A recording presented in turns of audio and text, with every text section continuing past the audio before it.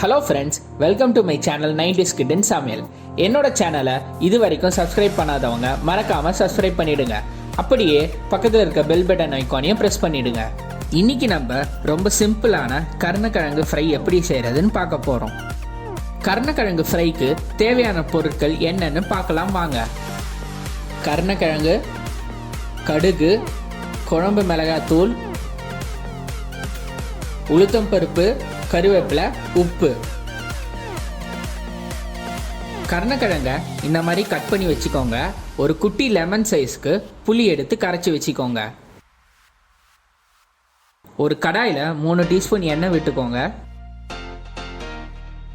எண்ணெய் சூடானதும் கடுகு போட்டுக்கோங்க. கடுகு வெடித்ததும் உளுத்தம்பருப்பு ஆட் பண்ணிக்கோங்க. அடுத்து கருவேப்பிலை சேர்த்துக்கோங்க. இப்போ கருணக்கிழங்கு சேர்த்துக்கலாம்.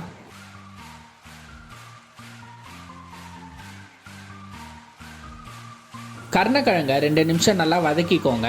நல்லா வதக்கின பிறகு நம்ம காரம், உப்பு எல்லாம் சேர்க்க ஸ்டார்ட் பண்ணலாம்.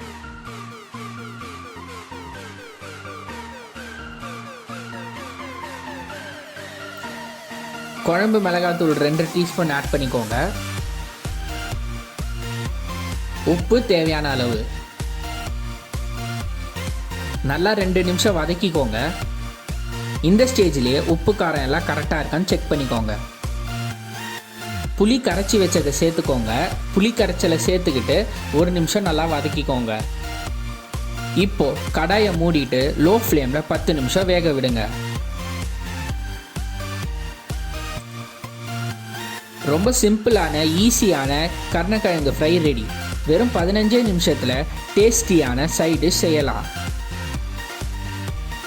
இந்த அருமையான கருணக்கிழங்கு ஃப்ரையை நீங்கள் சாம்பார் சாதம், எலுமிச்சை சாதம், தயிர் சாதம் கூட வச்சு சாப்பிடலாம்.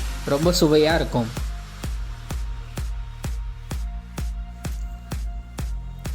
இந்த வீடியோ உங்களுக்கு பிடிச்சிருந்தா லைக் பண்ணுங்கள், கமெண்ட் பண்ணுங்கள், சப்ஸ்கிரைப் பண்ணுங்கள் அண்ட் மறக்காமல் பக்கத்தில் இருக்க பெல் பட்டனை ப்ரெஸ் பண்ணுங்கள்.